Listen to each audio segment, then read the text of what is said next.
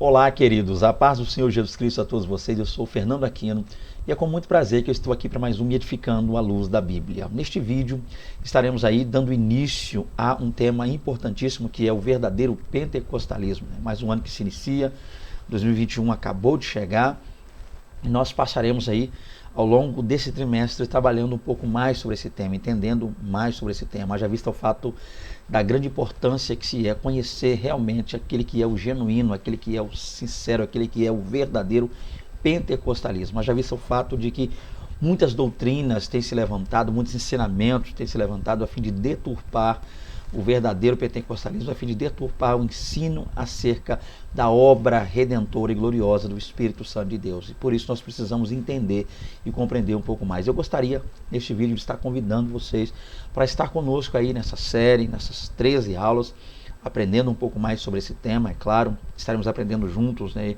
Você um pouco conosco e eu também creio que estaria aprendendo aí bastante com vocês, né? Haja visto o fato de que eu acredito que muitos estarão aí comentando, compartilhando esse vídeo, né? Curtindo, e dúvidas que forem surgindo, sinta-se à vontade para nos procurar ao longo desse trimestre, a fim de que a gente possa juntos aí sanar qualquer uma dessas dúvidas. E para começar, estaremos vendo a lição de número 1, meus amados, que diz assim: a pessoa do Espírito Santo. Para começar, vamos lá, o texto áureo está na Epístola de Paulo aos Efésios, capítulo 4, verso 30, e diz: e não entristeçais o Espírito Santo de Deus, no qual estáis selados para o dia da redenção. A nossa verdade prática nos diz: somente a Bíblia revela a verdadeira identidade e as obras do Espírito Santo. Um tema que nós, pentecostais, vivenciamos, tá? Então a gente precisa entender que a gente parte a princípio, né, o comentarista e todo o projeto aí por trás disso, parte de um pressuposto, é claro, de que todos nós, os pentecostais, vivenciamos, compreendemos, é uma doutrina muito comum, real, a cada dia, viva em nós, pentecostais. Vamos lá então, a leitura bíblica em classe está em João, no Evangelho de Jesus, segundo escreveu João, capítulo 14, versos 16 ao 18 e também verso 26, e o capítulo 16, verso 14. Temos aí também a nossa introdução que nos diz: o tema do presente trimestre é o pentecostalismo no seu aspecto bíblico, teológico e prático. Guarde isso, que isso aí vai nos nortear ao longo desse trimestre. Os pentecostais são conhecidos por suas relações e experiências com a manifestação do Espírito de Deus, mas sua característica básica é o batismo no Espírito Santo, com seus dons e manifestações como a glossolalia, ou dom de línguas, como alguns conhecem, as profecias, as curas e as outras operações de maravilha. Então, para começar, gente, a gente vai estar falando um pouquinho sobre o pentecostalismo. Isso é importante, né? O tema aí do trimestre. Mas é impossível, tá, falar sobre pentecostalismo. É impossível entender o que é o pentecostalismo. É impossível, estou para dizer, viver o genuíno apocalipse sem primeiro, ou melhor dizendo, o genuíno pentecostalismo sem primeiro conhecer, compreender, amar, obedecer a Deus. Tá? E quando a gente fala isso aí, é interessante que a gente fala do Pai, Filho e Espírito, né? 3 pessoas da Santíssima Trindade. E em especial, tá? Não que haja uma distinção no quesito de superioridade entre elas, né? Já visto o fato de que não existe uma hierarquia, tá, em Deus, e a gente muitas vezes trabalha essa questão da hierarquia mais no plano de salvação, tá, gente? Se aqui existe uma hierarquia entre o Pai, Filho e Espírito, um é maior que o outro, a gente sabe que em poder, em glória, em essência, em atributo, não. Mas a Trindade, em dado momento da história, da eternidade, se reuniu e traçou aquele que nós conhecemos como plano de salvação. E nesse plano a gente sabe que aí sim a gente vê biblicamente posições hierárquicas. Por quê? Porque cada um assumiu um papel no plano de salvação. Okay? Nesse quesito a gente poderia colocar como, né, aí o Pai como autor, por assim dizer, o Filho Jesus Cristo realizando, pondo em prática tudo isso, e o Espírito agindo e fazendo em nós, criando em nós sempre esse entendimento acerca da salvação. Então, no que tange a obra redentora da salvação, sim, a gente vê uma questão hierárquica. Mas para ganhar tempo aqui, é impossível a gente falar sobre esse tema tão maravilhoso sem primeiro conhecer a pessoa do Espírito Santo. Vamos ver aqui, ó. A primeira lição mostra uma visão geral sobre a pessoa do Espírito Santo e que a Bíblia ensina sobre ele. Então, para começar, a nossa primeira lição, já que o assunto é pentecostalismo, já que o assunto é o genuíno pentecostalismo, o verdadeiro, tá? Nós precisamos entender primeiro aquele que age, o agente do pentecostalismo. Em que sentido? O Espírito Santo. Tá? E a gente percebe que entre os pentecostais é muito comum falarmos questões relacionadas ao batismo no Espírito Santo, aos dons espirituais, né, manifestações aí do Espírito Santo nesses dons, ao dom de língua, né, que é chamada glossolalia, as profecias, curas e outras operações de maravilhas. Então, primeiro passo, gente, eu gostaria até mesmo de começar, antes de falar um pouco sobre a lição e partir para o primeiro tópico, trabalhar com uma questão bem prática com vocês aqui. A princípio, não dá para desassociar o Espírito Santo do pentecostalismo. Por que a gente precisa entender isso aqui? A primeira coisa que a gente precisa entender para trabalhar com isso é que nós precisamos conhecer mais sobre a terceira pessoa da Trindade, o Espírito Santo de Deus, tá? Então, é isso que a gente vai estar fazendo um pouco nessa lição aqui. E ao longo dela eu vou trabalhar melhor pontos como esse, para que a gente possa entender onde a gente quer chegar aqui. Então vamos lá, para ganhar tempo. O primeiro tópico vai dizer aí, a revelação do Espírito Santo nas Escrituras. Diz aí, divindade. A deidade absoluta do Espírito Santo é revelada nas Escrituras, e essa é a crença da igreja ao longo dos séculos. Então o primeiro ponto é entender isso aqui. O Espírito Santo é Deus. O mais simples que pareça dizer isso, o Espírito Santo é Deus, o mais simples que pareça citar essa frase, ainda assim há pessoas que se dizem cristãs que não entendem, não recebem, não aceitam a divindade do Espírito Santo, a deidade do Espírito Santo. Há quem não veja o Espírito Santo como sendo Deus. Há muitos que ainda se dizendo cristãos, pensam, imaginam, acreditam e defendem a tese de que o Espírito Santo é simplesmente uma manifestação ou uma força ativa de Deus, ou o poder de Deus atuando, não uma pessoa, não um ser pessoal. Tá? Então, primeiro ponto, a gente precisa partir do pressuposto, dentro dessa lição, que o Espírito Santo é Deus e que as Escrituras, a palavra de Deus, a Bíblia Sagrada, nos mostra o Espírito Santo como sendo uma pessoa. O Espírito aparece como Deus, igual ao Pai e ao Filho. Então a gente vê citações, versos bíblicos dentro da palavra de Deus, mostrando-nos, tá? Pai, Filho e Espírito, todas as três pessoas em pé de igualdade. Um exemplo está muito claro aqui, Mateus 28, 19, né? E de fazer discípulos, todas as nações ensinando-as, né? Tá? Aí ele fala, batizando-as em nome do Pai, do Filho e do Espírito Santo. Então a gente percebe aí que a Bíblia nos mostra, esse é o ponto a se entender, gente. Não dá para falar sobre pentecostalismo, não dá para prosseguir falando sobre dons espirituais, batismo do Espírito Santo, conhecer um pouco mais dos dons, sem primeiro ter em mente, tá, este pressuposto, que o Espírito Santo é Deus e que a Bíblia nos mostra isso. Embora alguns não pensem assim, até defendam o contrário. O Espírito de Deus habita em nós. Outro ponto que é importante também é entender que além do Espírito Santo ser divino, além da Bíblia apresentar essa divindade do Espírito Santo, né, e apresentá-lo como Deus em pé de igualdade com o Pai e o Filho, também o Espírito de Deus, esse mesmo Espírito Santo, essa mesma pessoa da Trindade, habita em nós, está em nós, ela age em nós, age por nosso intermédio.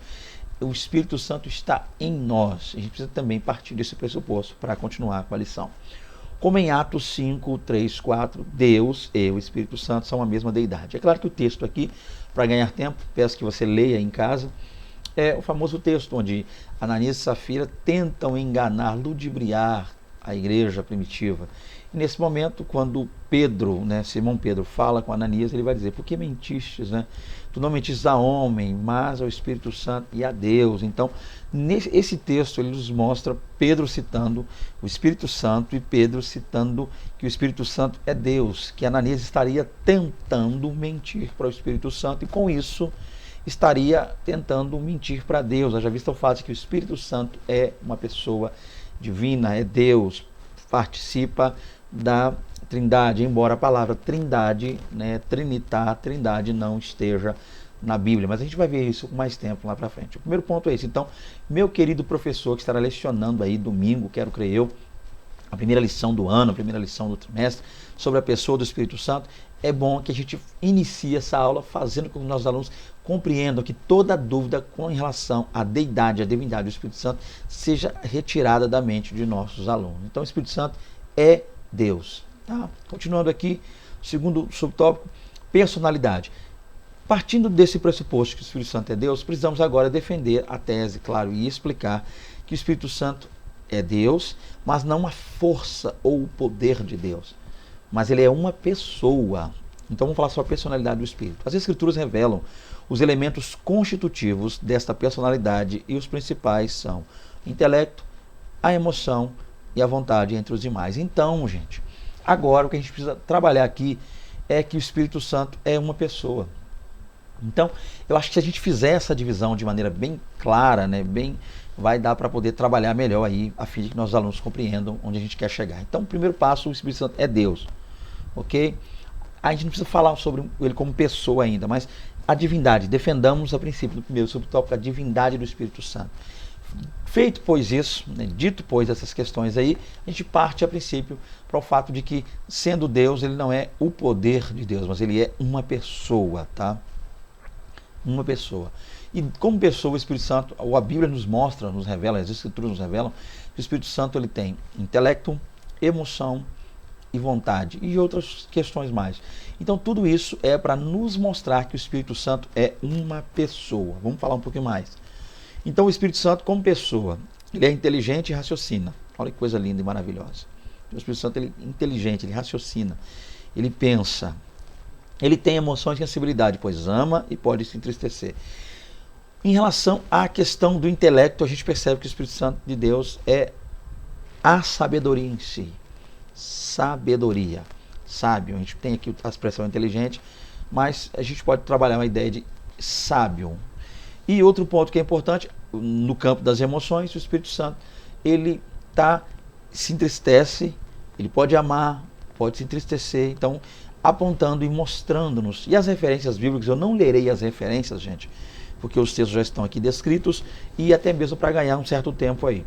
Então ele, no que tange a emoção, ele é sensível, ama e pode também se entristecer ou ser entristecido. E é volitivo, ou seja, isto é, tem vontade própria. Outra coisa que é interessante, o Espírito Santo não é uma pessoa em que a gente consiga dominar, tá? Então, um exemplo está muito claro aqui. Ele não permitiu que Paulo, com sua comitiva, se dirigisse a Bitínia. Paulo fazendo a viagem missionária. Então, Paulo desejou, mas o Espírito Santo ele proibiu que Paulo fosse lá. Então, o Espírito Santo distribui os dons espirituais conforme a sua vontade. Então, para esse ponto aqui, meu amado professor, e você, aluno, já compreendeu, acompanhando comigo aqui, é começar a aula defendendo, começar a aula explicando, começar a aula apresentando a divindade, o Espírito Santo como divino, como Deus, e prosseguir a partir do segundo subtópico, focando e trabalhando mais a ideia da personalidade, o Espírito Santo como pessoa, já visto o fato de que é Deus, e esse Deus é uma pessoa nesse sentido, tá? Então seria como a gente às vezes costuma utilizar, até uma questão didática, a terceira pessoa da Santíssima Trindade. Então o Espírito Santo ele tem intelecto, ele tem emoções, ele esboça, ele expressa emoções e ele tem vontade, isso é que é importante. E aqui cabe um pouquinho, né, dentro do tempo que eu acredito ter aqui para falar, é que no que tange vontade, eu acho que o problema maior hoje dentro desse movimento que muitos se dizem pentecostais e não são, né? Há quem seja também, muitos se dizem ali voltados ao neopentecostalismo, há muitas distorções aí, mas o que a gente percebe é que muitas pessoas acabam querendo dominar o Espírito Santo, acabam querendo usar o Espírito Santo está aí, toma, recebe aí, Espírito Santo, agora vai para lá, Espírito Santo. Muitas pessoas acham que o Espírito Santo, eu vou dar um exemplo aqui, peço que vocês me entendam, um exemplo que eu vou citar, mas muitos querem tratar ou considerar o Espírito Santo como uma espécie de cachorro preso numa coleira. E as pessoas mandam, puxa para cá o Espírito Santo aqui, recebe aí, toma posse ali, ó, para você dobrada, para você porção triplicada, para você porção quadruplicada, para você ou seja, como se o ser humano tivesse em si o poder de dominar, de mandar, tá? No Espírito Santo. Haja visto o fato que o Espírito Santo ele é Deus, ele é soberano, ele tem vontade própria, ele faz o que quer, como quer, usa quem quer, a hora que quer, da maneira que quer, age como quer, quando quer. Então muitas dessas coisas que nós vemos aí, pessoas se dizendo, está usando, ou sendo É claro que a pessoa nunca vai dizer que está usando o Espírito Santo. Mas o problema é que, embora a pessoa não diga estar usando, ela muitas vezes demonstra estar querendo usar o Espírito. Já visto o fato de ninguém pode fazê-lo. Se diz usada, mas o comportamento é de quem está tentando usar.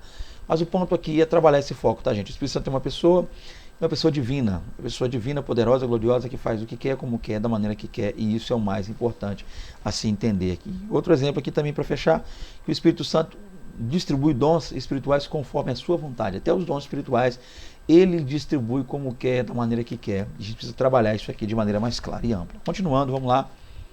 Nós temos aqui, a princípio, o terceiro subtópico, atributos divinos. Outro tema que é importante para falar sobre o Espírito Santo, são os atributos. Eu vou falar um pouco mais sobre eles agora. A Bíblia revela todos os atributos incomunicáveis e comunicáveis de Deus no Espírito Santo. Então, a princípio, o que seriam atributos? Atributos são características pertinentes a uma pessoa. Então, o Espírito Santo, a gente está citando umas questões aqui, ele possui também essas características, esses atributos. E dentro da teologia, de maneira mais prática, né, a gente muitas vezes costuma dizer que existem dois tipos de atributos, quando o assunto é aí o Espírito Santo, ou quando o assunto é Deus. Atributos incomunicáveis e atributos comunicáveis. O que seriam atributos incomunicáveis? A ideia de atributos incomunicáveis nos remete a atributos que só o Espírito Santo, ou melhor dizendo, só Deus tem e não partilha, não divide com suas criaturas. Ou seja, quando Deus criou os seres, as criaturas, ele não partilhou esses atributos, só ele o tem, só Deus o tem. Quais seriam eles? Dentre muitos, a gente tem aí a onipotência, ou seja, só Deus é todo poderoso. A onipresença, só Deus pode estar onde quer, quando quer, a hora que quer, a todo momento. Então só Deus é onipotente, onipresente, onisciente, só Deus conhece tudo, não há nada encoberto a Deus. Então esse é o ponto, gente. A gente chama de atributos incomunicáveis, para dar a ideia de que só Deus os tem, só Deus o é. E também nós temos aí os atributos comunicáveis, que são aqueles atributos que Deus, ao criar o homem, ou seja, ele também partilhou com o homem esses atributos. Estão ligados mais à questão, muitas vezes, questões naturais, né? Então a gente coloca aí como pensar. Deus é sábio, então o homem pode pensar. Deus é amor, o homem pode amar. Então existem coisas que o homem pode fazer, há limitações, é claro. Inclusive até mesmo nesses atributos que Deus comunicou, existem limitações, haja vista o fato do pecado estar agindo no mundo. O homem não consegue amar como Deus, haja vista o fato de que o pecado neutraliza a natureza do ser humano, para que o ser humano possa realmente amar e amar como deveria. Mas é claro que quando houver a glorificação do homem, quando o pecado não já tiver mais poder sobre nós, aí sim nós veremos fluir esses atributos comunicáveis, porque os atributos incomunicáveis o ser humano nunca, jamais virá a poder usufruir ou desfrutar ou ter em si os atributos incomunicáveis, pois sempre, eternamente, serão incomunicáveis. Então vamos lá. Ele é onipotente. Então, dentro dos incomunicáveis, o Espírito Santo é onipotente, ou seja, ele tem todo o poder. Ele é onisciente, ele conhece todas as coisas, sabe todas as coisas. Ele é eterno, então olha que coisa maravilhosa. Ele é o Criador, então há uma presença firme, tá, da Trindade ali na criação, o Espírito Santo também agindo. E também o Salvador, ele também age no plano e no projeto da salvação. Ele quem executa, tá? Ele quem trabalha, ele quem administra em nós a salvação em Cristo Jesus. A palavra de Deus apresenta de igual modo os seus atributos comunicáveis. Então, já vimos os incomunicáveis, veremos agora os comunicáveis. Quais são eles? Santidade. O homem pode ser santo? Sim, o Espírito Santo é santo. Verdade, sabedoria, entre outros. Então, o Espírito Santo possui, e a Bíblia nos mostra, e há aqui os textos para trazer essas referências, que o Espírito Santo de Deus possui atributos da divindade, ou seja, atributos ligados à área incomunicável, só Deus tem, como onipotência, onisciência, eternidade, tá? Onipresença, e também atributos comunicáveis, como a santidade, verdade, sabedoria, entre outros. Então, para começar, gente, primeiro ponto aqui, professor, eu paro aqui para fazer uma espécie de resumo do primeiro tópico. O primeiro tópico é apresentar a pessoa do Espírito Santo. Primeiro, fazermos entender que ele é Deus. Segundo, uma pessoa. Então, se é Deus e é pessoa, então é uma pessoa divina. E se é Deus, se uma pessoa divina, ele possui todos os atributos da divindade. E isso a gente precisa explicar quais são, separar entre incomunicáveis e comunicáveis e trazê-los à tona aos nossos alunos. E fechamos com isso o primeiro tópico. Continuando aqui, vamos para o segundo tópico, o Espírito Santo e Jesus Cristo. Vamos lá. Aí nós temos aqui a pericorese.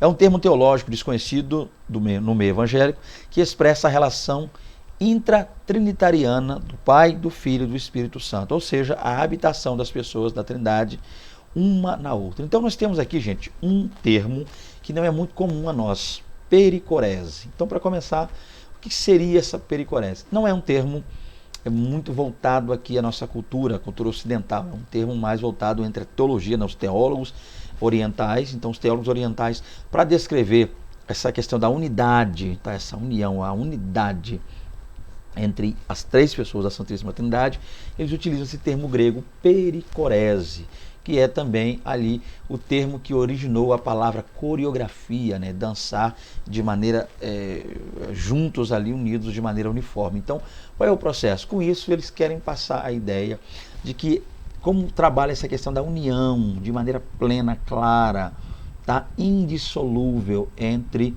as três pessoas da Trindade. Então eles expressam essa ideia, era muito comum falar sobre isso, né?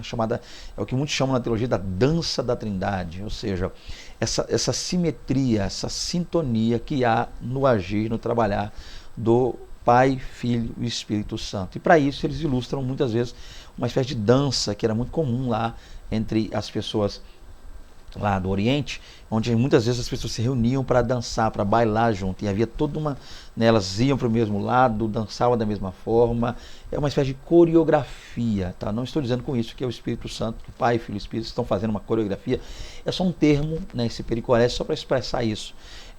Como é algo tão simétrico, algo tão maravilhoso, algo assim, uma sintonia muito grande no agir. Então tudo isso é para expressar de maneira, a grosso modo, como o Espírito Santo, o Pai e o Filho estão atrelados, emaranhados um ao outro, tá? Não se dividem como Deus, são três pessoas distintas, mas que possuem os mesmos atributos, e isso é maravilhoso. Então, só para expressar a habitação de um no outro, é como o Espírito habita no Pai, como o Pai habita no Espírito, como o Filho habita no Pai, que habita no Espírito. Então, usa esse termo para expressar isso aí, que é o pericorese. Então, o que quer dizer isso? Cada pessoa está nas outras e cada uma se dá às duas outras. A intimidade entre o Filho e o Espírito Santo se dá nesse termo e é eterno. Então, aqui fala da intimidade, da inter-relação entre Pai, Filho e Espírito, cada um no outro, agindo no outro, através do outro. Toda essa sinergia, toda essa união que há entre as pessoas da Santíssima Trindade. Utiliza esse termo aí, pericorese, ok? Vamos lá, então. O segundo subtópico vai falar aí. Ele me glorificará. Capítulo 16, verso 14. Ainda hoje é comum ouvir alguém dizer que o Espírito Santo não deve ser adorado porque é ele que glorifica a Cristo. Tal argumento é equivocado, pois o Pai glorifica também o Filho. A gente vê aquela oração sacerdotal de Cristo. E nem por isso se diz que o Pai não deve ser adorado. Então vamos lá. Primeiro ponto é entender isso aqui, gente. A gente precisa entender que termos como ele me glorificará, eu rogarei ao Pai, o Pai enviará, isso não traz o que nós poderíamos dizer de subserviência. Ou seja, o Espírito Santo não é subordinado ao Pai e nem subordinado ao Filho Jesus Cristo. Então não há... E a gente precisa entender, como eu já disse aqui, que toda essa questão de hierarquia, termos como esse, né? Eu rogarei ao Pai e Ele enviará. Então, nos dá a entender o quê? Com isso parece que o Espírito Santo veio, analisando dessa forma, e que o Espírito Santo trabalha para Jesus, que trabalha, e o Espírito Santo também trabalha para o Pai. Então é como se o Pai mandasse, o Pai manda no Filho e o Filho manda no Espírito. Então o Filho subordinado ao Pai e o Espírito Santo subordinado ao Filho. Esse é o ponto. Nós precisamos entender que todos esses termos, gente, estão relacionados à chamada doutrina da salvação. É nesse ponto aí que a gente vê que as três pessoas da Santíssima Trindade, Pai, Filho e Espírito, sendo iguais em glória, iguais nos atributos, sendo iguais em soberania, em poder, em graça, em majestade, decidiram, como eu já disse no início, ir lá reunir, e aí, nessa reunião, em prol do plano da salvação, eles sim, um com o outro, decidiram criar entre si papéis específicos para cada um. E nesses papéis específicos que a gente vê essa linguagem, essa forma de falar. Então Cristo não está dizendo que o Espírito Santo é subordinado a ele e que ele, nesse sentido... E tudo isso é o plano de salvação. Então, esse é o processo a se entender. Então, de maneira prática, o Pai não manda no Filho, que não manda no Espírito, não há uma questão, uma hierarquia de maneira clara.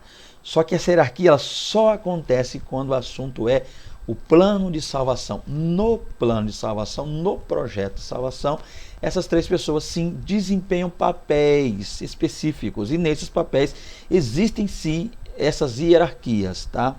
Então esse é o ponto. E com isso a gente precisa entender uma coisa. Deixa eu ler mais uma vez para poder trabalhar. Então, muitas pessoas que usam esse termo, não, eu não posso adorar o Espírito Santo. Como é que eu vou adorar o Espírito Santo? Eu não posso adorar o Espírito Santo, eu tenho que adorar Jesus. O Espírito Santo não está para ser adorado, ele não está no patamar para ser adorado. Não. Esse é o ponto a se entender, gente. Então, voltando, sempre que a gente trabalha isso aqui, voltando ao plano de salvação. O Espírito Santo, ele é Deus, tá? Então, por quê? Porque quem glorifica o Pai, ou seja, se você der glória a Deus, está glorificando o Filho, está glorificando o Espírito. Então, a partir do momento em que o Pai glorifica também o Filho, que está aqui ó, na oração sacerdotal, e nem por isso se diz que o Pai não deve ser adorado. Então, nós adoramos o Pai, nós adoramos o Filho e nós também adoramos o Espírito. Se o Espírito é Deus, logo pode ser adorado. Do contrário, seria um Deus na segunda categoria, e isso não existe na fé cristã. Então, é errado dizer que não se deve adorar o Espírito Santo. Mas, o que a gente precisa entender é que de uma forma prática, de uma maneira didática, a gente muitas vezes glorifica o Filho. Em que sentido? Que o Espírito Santo também glorifica o Filho. Em que sentido? Fazendo-nos entender os papéis de cada um no plano de salvação. E não há ciúme entre a Trindade. Acho que o mais fácil a se dizer aqui, o melhor a se dizer seria que não existe ciúme entre a Trindade. Então, se eu der glória ao Pai, amém, o Filho não vai ficar com raiva porque eu estou dando glória ao Pai, e o Espírito Santo também não vai se entristecer porque eu estou dando glória ao Pai. Então, glória ao Pai, eu estou glorificando. Glória a Deus, eu estou glorificando Pai, Filho e Espírito. Glória a Jesus, estou glorificando ao Pai também nesse momento e ao Espírito. Glória, se eu disser ao Espírito, estou glorificando ao Pai e glorificando ao Filho juntos. Mas a questão é que para nós, a maneira mais prática de entender isso aqui é a maneira como Cristo colocou. A gente roga ao Pai em nome do Filho e o Espírito Santo é quem nos direciona nesse sentido. O que a gente não pode fazer, muitas vezes, é achar que o Espírito Santo não é Deus e que não desempenha um papel importante dentro da adoração. Então, para entender isso aqui, ele me glorificará, aqui é um termo relacionado de maneira didática ao plano de salvação e não pode ser jamais entendido como Cristo sendo superior ao Espírito Santo e o Espírito Santo também sendo com isso inferior ao Pai. Haja vista o fato de que Pai, Filho e Espírito Santo formam um único ser, a saber, Deus. São três pessoas distintas que formam o Deus que todos nós adoramos, ok? Então não há ciúme, não há divisão, é impossível se dividir a Trindade nesse sentido, tá? Ainda não há ciúme entre as três pessoas. Continuando aqui, vamos lá para o terceiro tópico, ou melhor dizendo, terceiro subtópico. O efeito prático da pericorese. Então nós vimos lá o que é pericorese. Qual é o efeito prático disso? A verdade é que quando expressamos num culto, glória a Deus, o Filho e o Espírito são glorificados no seu louvor. Olha que coisa linda. Da mesma maneira, quando damos glória a Jesus, o Pai e o Espírito são também glorificados. Igualmente, quando se glorifica o Espírito Santo, o Pai e o Filho são glorificados juntamente. Então isso aqui acaba sendo o que eu acabei de dizer aqui no slide passado. É entender isso, gente. Tá? Não existe o ciúme entre as pessoas da Trindade. O que a gente precisa ficar atento a princípio é com algumas distorções, algumas discrepâncias. Né? Acho que muitas pessoas conhecem, né, um livro muito comum voltado para o Espírito Santo, um livro onde ele meio que cria uma espécie de doutrina voltada para o Espírito Santo que é contrária àquilo que nós aprendemos à luz da palavra de Deus. Então, o ponto importante aqui, o ponto forte desse processo é entender que quando nós glorificamos a uma dessas pessoas da Trindade, todas as duas pessoas, ou todas as três pessoas, melhor dizendo, são glorificadas ao mesmo tempo. Não há ciúme entre as pessoas da Santíssima Trindade. Fechando aqui, vamos lá para o quarto subtópico que diz: consubstancial com o Filho. Outra coisa que é importante. Consubstancial quer dizer o quê? Da mesma substância. Então, está muito explicado, isso aqui está bem detalhado. O que é consubstancial? É aquilo que tem a mesma e possui a mesma substância. Então, o Espírito Santo é consubstancial com o Filho. Ou seja, quer dizer o quê? Que o Espírito Santo é o mesmo, é a mesma, a substância, ou se melhor dizendo, o Espírito Santo é a mesma coisa, ou seja, a pessoa também divina, é o mesmo como Cristo é. O Filho é consubstancial com o Pai, né? João 10:30. Jesus chegou a dizer, quem vê o Pai, ou quem vê a mim, vê o Pai. Olha que coisa linda. O Filho é consubstancial com o Pai, da mesma forma que o Espírito é consubstancial com o Filho. Jesus disse que o Pai vos dará outro Consolador. Então nós temos aqui algo interessante, né? Outro Consolador. Olha que coisa maravilhosa que a gente vai tentar trabalhar um pouquinho sobre isso melhor. Então nós temos aqui em grego, né, a palavra outro, em grego, empregada nessa passagem, significa ser alguém da mesma natureza, da mesma espécie e da mesma qualidade. O Espírito Santo, portanto, é alguém como Jesus, da mesma substância, glória e poder. Então, vamos lá, gente. Nós vamos parar para fazer uma análise aqui interessantíssima. A questão de Cristo ser, ou do Espírito ser consubstancial com o Filho. Um dos exemplos que nós temos aqui para poder trabalhar é o exemplo lá do texto grego. É claro que você não precisa ser doutor e professor em grego para entender isso aqui. O que você precisa fazer, professor, ainda que você não conheça, não domine esse idioma, é dizer, gente, além das provas que nós temos aqui no que tange aos versículos que demonstram o fato de o Espírito ser consubstancial com o Filho, e há aqui textos que mostram isso, da mesma forma, né, que o Pai é consubstancial com o Filho e o Filho consubstancial com o Espírito. Nós também temos, além disso, um outro detalhe que nos dá mais base para falar, que seria o fato de que quando João foi escrever lá o seu Evangelho, no capítulo 14, verso 16, ele falou que rogaria ao Pai, né, o Cristo falando, João disse que Cristo rogaria ao Pai e o Pai daria outro Consolador. Então, João, ao fazer isso, ao escrever isso, ele utilizou uma palavra lá, e a palavra que ele utilizou para outro é interessante, porque a palavra que ele utilizou para outro é uma palavra que significa que alguém lá, que esse outro que viria, tem a mesma natureza daquele que iria. Jesus está dizendo o quê? Mas eu vou rogar ao Pai e o Pai vai enviar outro. E esse outro, a palavra para outro, tá? É uma palavra que mostra que aquele que virá, aquele a quem está se referindo a palavra, é idêntico, semelhante em tudo, tem a mesma natureza daquele que está falando. Isso é importantíssimo, tá? Então, o termo que ele usou no grego traz essa alusão. Vamos tentar ver isso aqui bem brevemente para poder ficar mais fácil aqui. Vamos lá. Então, nós temos aqui o texto de João 14, verso 16, aqui na chamada Bíblia grega. Então, vamos tentar ver isso aqui. Para começar, nós temos aqui a primeira palavra, kago, a primeira expressão, kago, quer dizer e eu. Aí nós temos aqui erotesso, kago e eu, erotesso, ou erotesso, que é a mesma coisa, erotesso, rogarei. Aí nós temos ton patera, ton, ao, patera, pai em grego. Kai, alon, kai e alon, essa é a palavra, tá? Alon, alon aqui é outro, e outro aqui, é claro, é a palavra utilizada aqui para expressar que aquele outro, o outro que virá, é o mesmo, tá? Em substância, lá em essência, em glória, que a pessoa na qual está se referindo. Então, continuando aqui, vamos lá, então, nós temos, só para fechar, kako e eu, erotesso, rogarei, ton patera, ao Pai, kai alon, e outro, parácleton, ajudador, né, como muitos conhecem, auxiliador, ajudador, né, com muitos usam também a palavra para consolador, alon, parácleton. Aí nós temos docei, dará.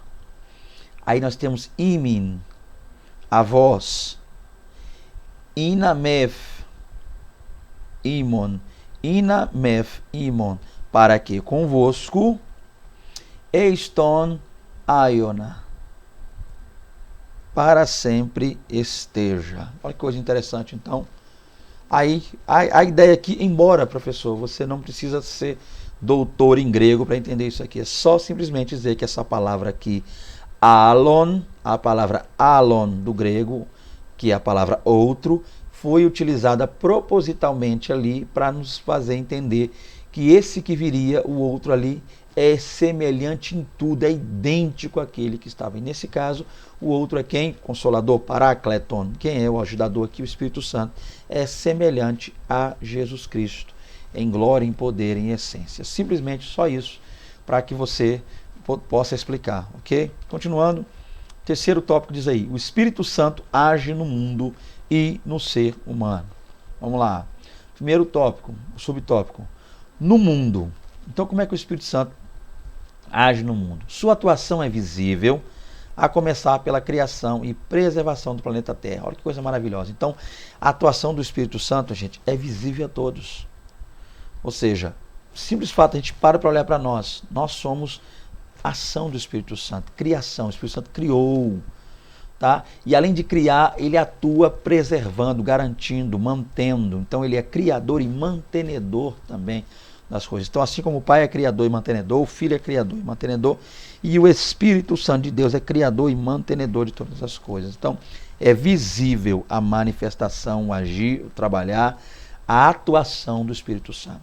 A atuação do Espírito acontece também nas coisas naturais do dia a dia. Olha que coisa importante. Então, muitas vezes a gente quer achar que só vai haver a atuação do Espírito Santo no sobrenatural. Um outro defeito que nós temos é achar que o Espírito Santo só age de maneira sobrenatural, né? No estalo, aquela coisa tremenda, na profecia, no Pentecoste, no poder, na glória descendo.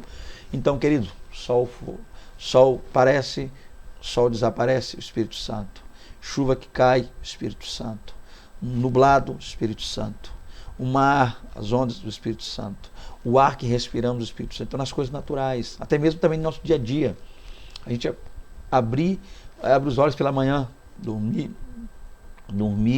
né, deitei, dormi, acordei, o Espírito Santo agindo na minha vida. Então, muitas vezes eu preciso fazer algo, passar por uma cirurgia, alguma coisa.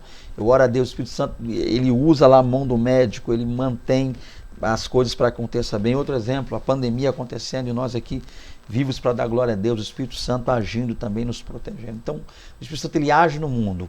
O ponto básico, chave é entender isso aqui. Outro ponto, no plano divino da salvação. Como é que o Espírito Santo agiu na salvação?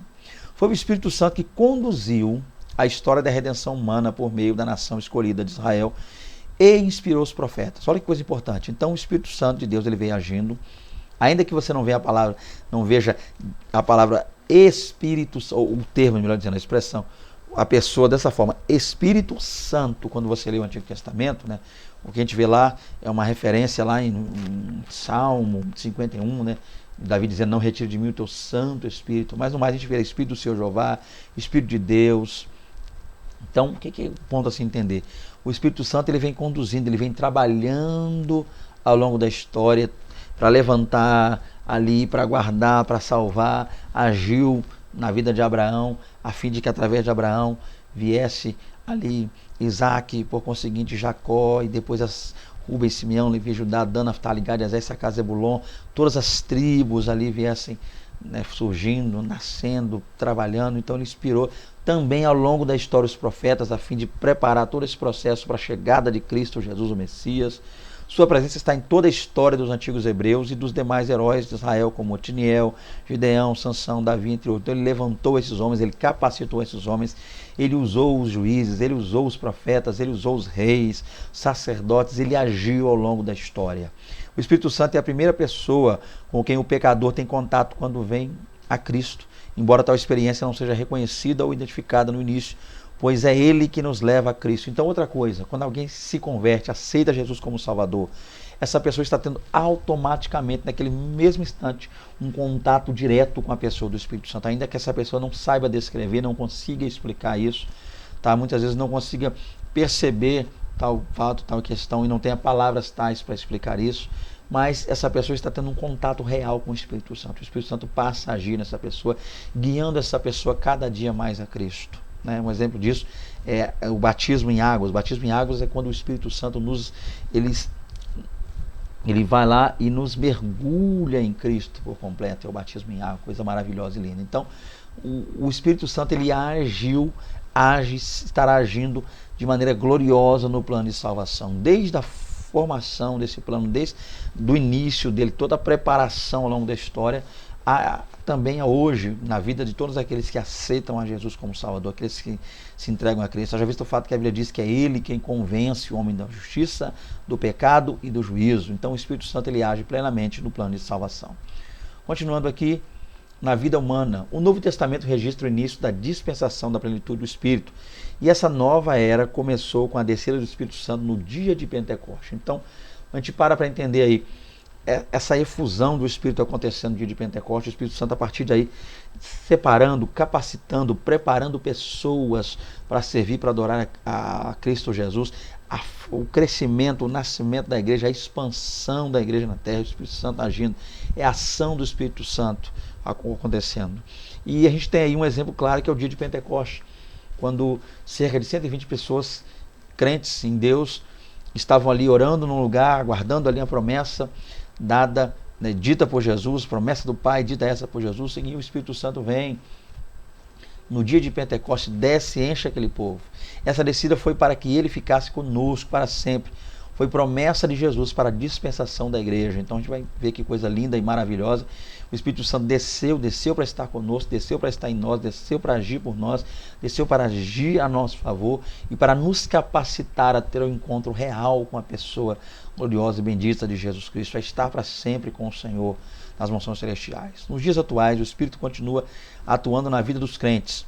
Isso pode ser visto por meio do fruto do Espírito e das manifestações dos dons espirituais. Então ele não veio só naquele momento, ele não só agiu ali de maneira separada, distinta, aleatória, mas a partir desse momento, ou seja, o Espírito Santo passou a atuar de maneira gloriosa, dioturna e tremenda na vida da igreja, preparando as pessoas para adorar de maneira plena ao Senhor. E isso a gente vê, como é que a gente consegue ver? A gente vê a pessoa do Espírito, eu vejo o Espírito Santo, a gente vê a ação dele nos nossos irmãos, as pessoas em Cristo, e nós também podemos ver um chamado fruto do Espírito, né, agindo e operando em nós também, e as manifestações gloriosas dos dons espirituais, que a gente vai trabalhar melhor em lições posteriores, tá, queridos? Então, tá aí mais uma lição, né? Deixa eu concluir aqui, para falar um pouquinho mais, vou citar alguma coisa ainda. As informações sobre o Espírito Santo são abundantes. Procuramos apresentar um estudo conciso e compreensivo. Os pontos principais da doutrina pentecostal são temas das lições que se seguem. É importante, por enquanto, saber que o estudo sobre o pentecostalismo é o estudo sobre o Espírito Santo. Estudar o Espírito é estudar sobre Deus e seu relacionamento conosco em Cristo. Então, gente, a questão é, né, claro, tem uma lição bem breve, né, hoje aí, dia 1º, né, uma correria muito grande, não deu para trabalhar e preparar toda aquela lição, já visto o fato de estar realizando algumas questões dele, as administrações, mas a questão é que nós estaremos ao longo desse trimestre falando de maneira mais plena. Tem muita coisa aí que eu vou estar trazendo, né, para vocês, eu peço que vocês nos acompanhem aí, mas o ponto-chave é entender isso aqui. Pentecostalismo genuíno não existe sem a pessoa gloriosa do Espírito Santo de Deus agindo em nossas vidas, tá?